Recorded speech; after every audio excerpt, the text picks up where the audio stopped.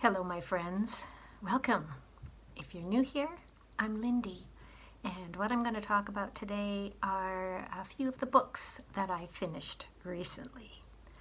But to start off, I want to mention that the Canada Reads longlist has been announced.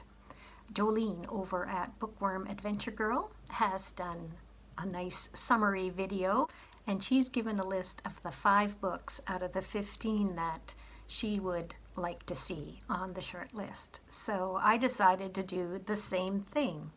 Out of the 15 books, there are 4 that I hadn't yet read.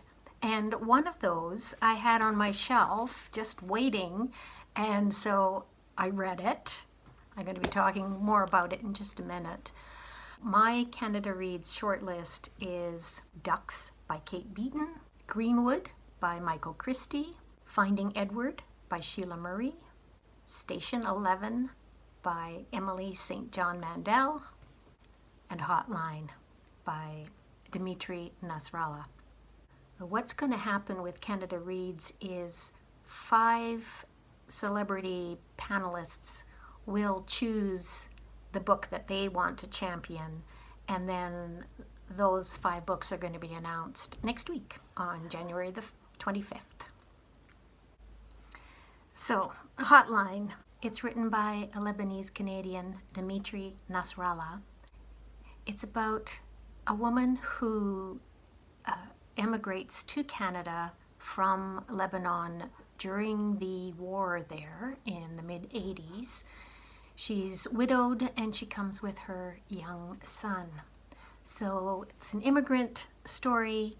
She was a French teacher in Beirut, but in Montreal she can't find anyone who will give her a teaching job. She finds it hard to find a place to live. The character portrayal in here is fantastic. She ends up getting a job on for a company that sells weight loss specialty foods. The foods are part of the program, and she's like the counselor on the phone that keeps them on track with losing weight. And she is a fantastic character. I just loved her to bits, and this story is really moving. For some reason, I had thought that it was a really funny story. I don't know what gave me that idea. It's not particularly humorous. It's lovely. It's absolutely lovely, and I hope it makes it to the Canada Reads shortlist and that more people will be picking up Hotline. Before I get to my next book, I want to talk about a reading challenge that has been thrown out there by Jen the Librarian and Greg of Supposedly Fun. I will link their relevant videos below. They're calling it 2023 Queer TBR Tackle. The idea is to tackle books on your own shelves that you really want to get to, books with queer content. And I decided to have a look at what I've got on my shelves that I want to get to this year. And I will quickly show them to you. Queer Little Nightmares is an anthology edited by David Lee and Danielle Zomparelli. I've been reading a lot about monsters lately, and I'm just in the mood for this. When I talk more about my recent reads, I think you'll understand where this monster theme is coming from. Jade is a Twisted Green by Tanya Turton.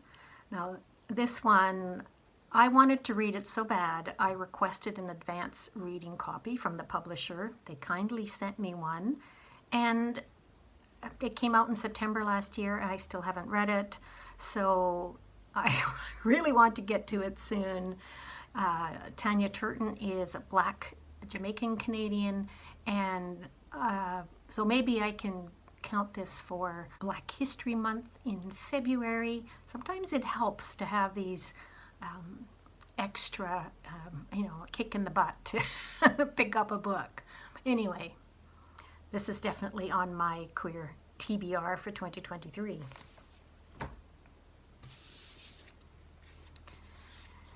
And How Much of These Hills is Gold by Pam Zhang. I wanted to read this so bad. I got a hardcover copy a couple years ago, I think. Still haven't read it. May is Asian Heritage Month. If I haven't got to it by then, that'll be another reason to pick this one up. Care of by Ivan Coyote. Again, it's a hardcover. I bought it as soon as it came out. I really wanted to read it. Still haven't. If I don't get to it before November, then I will use it for Bookworm Adventure Girls Read Canada Challenge, because she's got a different province or territory for each month, and November is Yukon, and Ivan Coyote is from Yukon Territory. And the last book on my 2023 Queer TBR Tackle is Maggie Nelson's On Freedom. I started reading this in December 2020, and then I got a concussion and didn't pick it up again. The Freedom Convoy nonsense that's been going on in Canada might be what prompts me to pick this up. I don't know, but I still want to read it. If any of you have read any of these books, I want to hear what you think of them, and also if you think that they are books that I would like. Okay, let's go back to books that I have finished reading. Cold Enough for Snow by Jessica Au. This is a debut novella from a Chinese Australian, and it's a story, a quiet story of a Chinese Australian woman who's, in her 30s, and she wants to reconnect with her mother. Her mother emigrated to Australia from Hong Kong, and they go on a little trip to Japan. The prose style is pretty simple, straightforward, but also extremely vivid. It really brought back images from when I traveled in Japan. She and her mother go to art galleries. They go shopping. They chat a little bit, but mostly it's the companionship between the two of them. And the author, who's a writer, has a lot of flashback kind of memories. So she's thinking about family and relationships and art. Actually, the parts about where she's writing about art really reminded me of the book Indelicacy by Amina Kane that I read recently. And if you liked that novel, I think this one is for you as well. At first, I found that the story seemed a bit cold, a bit very much in the mind, and it's October in Japan. It's cold, it's rainy, so that cold atmosphere kind of permeates. But more and more, I got the sense that our narrator is a kind of aloof, very guarded, reserved kind of person. I really like that sort of character in a novel. She reveals more and more about her inner self, and by the end of it, I was so moved and also really impressed with the shape that this story takes. I'm going to read you just a little bit. What I love about this passage is her description of what it was like to go to university and experience her mind being blown. I watched films and read about artists and directors and poets. Each time it was like I was traveling at the speed of light, as if I had spent all my life living in one dimension, only for its very fabric to tear open and a whole other universe to be revealed. Every time I finished a text, I felt like I was done. But then the same thing would happen again and again, a tearing open of my thoughts, a falling into the vast, unknown space where the air rushed and all my senses were overwhelmed. It was as if this knowledge was truly an elixir, a drug, and yet something eluded me. She also talks about how when she was a waitress, her care and attention to the customers there, which she was doing in order to do a really good job, was misconstrued by some of the male patrons who thought that it meant that she was specifically attracted to them. And interestingly, that also comes up in Hotline, where Muna has a customer on the phone who starts thinking of her in inappropriate ways and how she deals with that. There's a part in Cold Enough for Snow where she's telling her mother about a book that she's reading, which is a modern retelling of a Greek myth. And she says, "For a long time I had loved these stories. In part, it was because they had an eternal metaphoric quality that you could use to speak for almost anything in life: love, death, beauty, grief, fate, wars, violence, family, oaths, funerals." Which is why I love retellings of myths as well. And that actually leads me to the next book that I'm going to tell you about, also by a Chinese-Australian author, Shaun.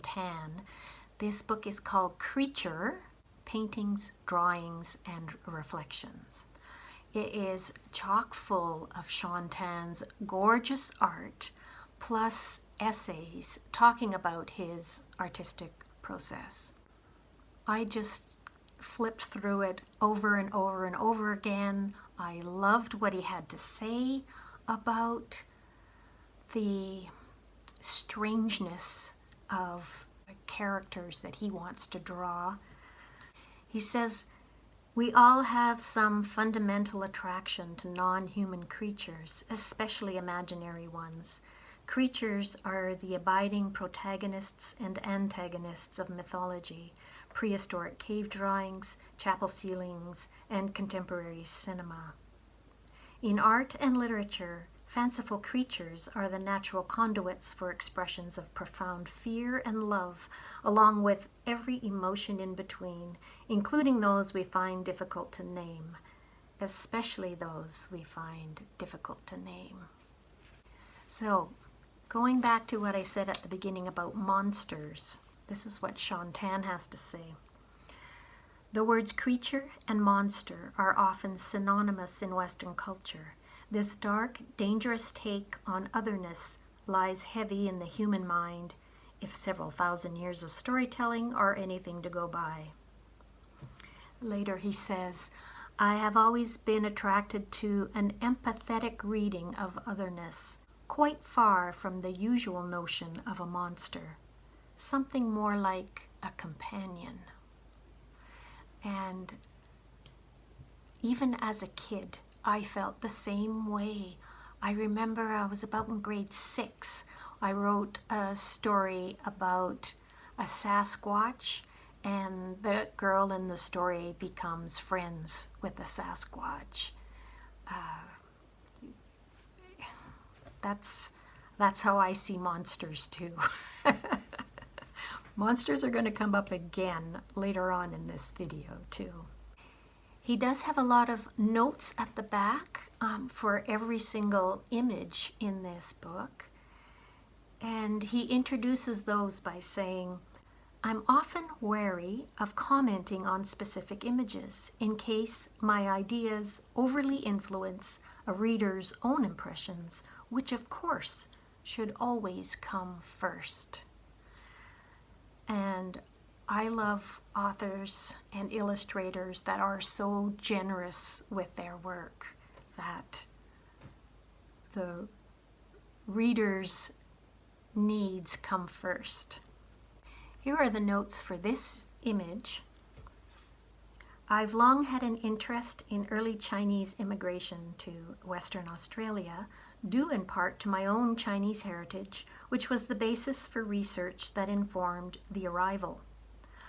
I wonder especially about the feelings of extreme physical and cultural displacement that must have been felt by so many Chinese on Australian goldfields, experiences largely unrecorded and forgotten.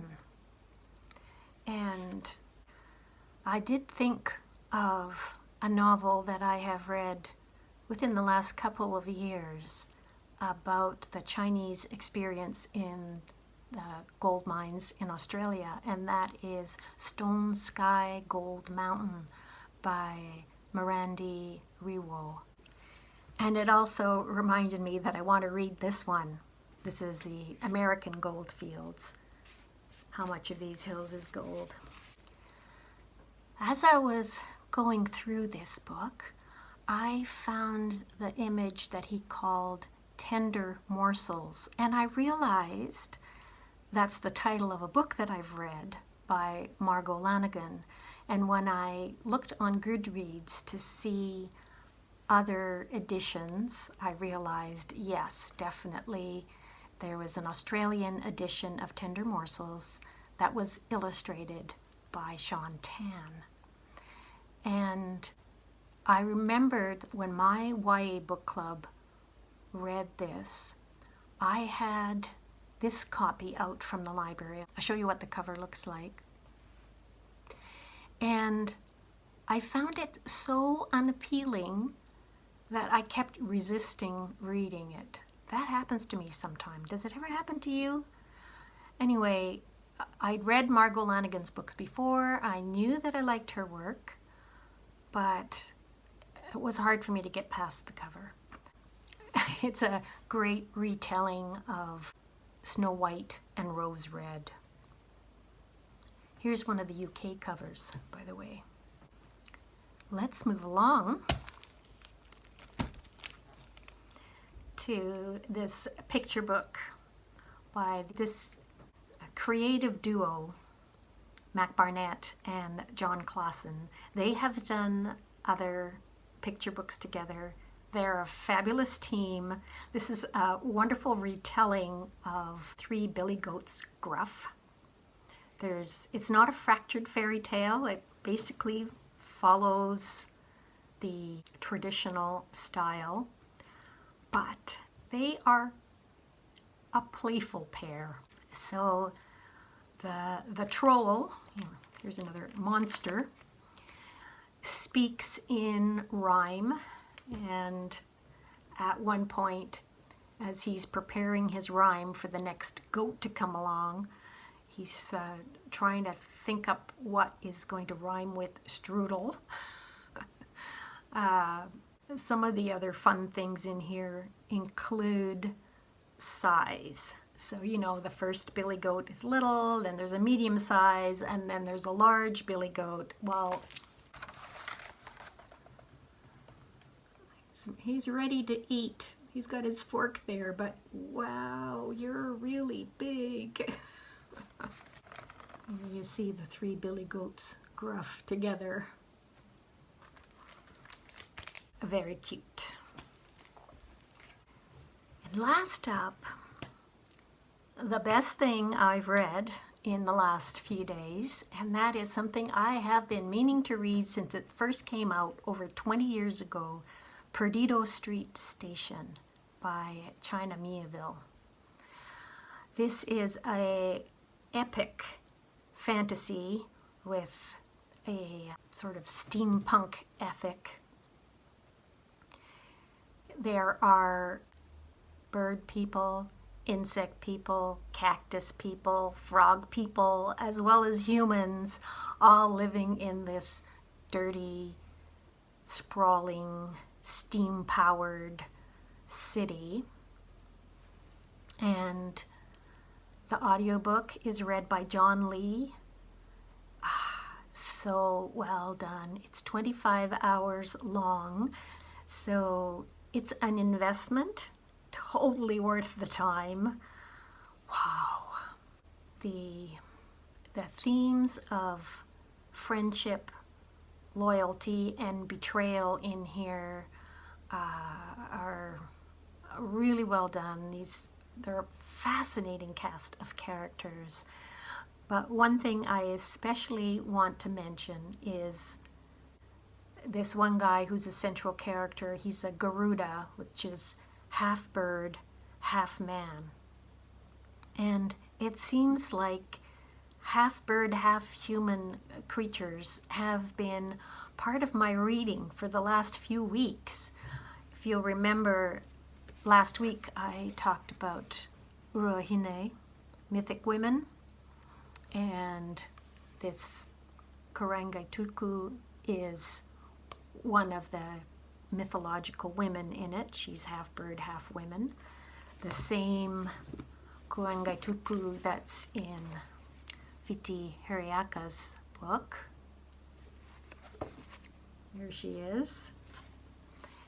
And I also told you that I had found this copy of Language of the Goddess that I wanted to own, and there are anthropomorphic birds presented in here in Neolithic and Bronze Age art.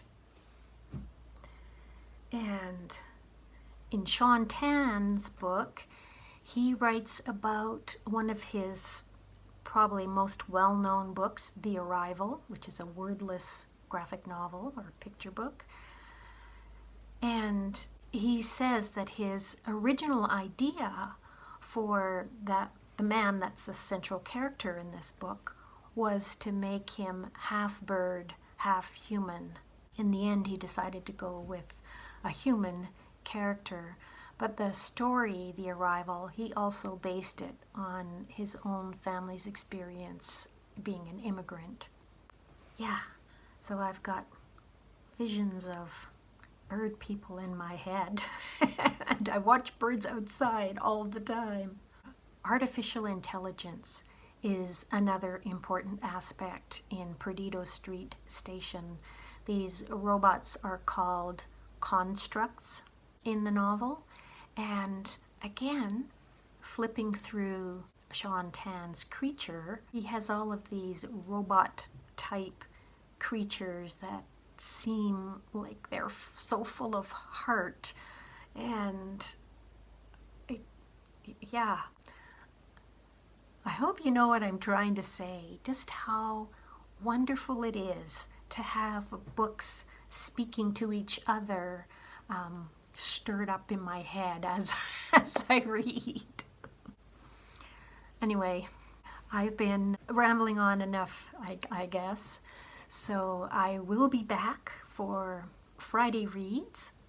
And I just want to say thank you so much for watching and for commenting. I truly appreciate it. And I'll see you soon.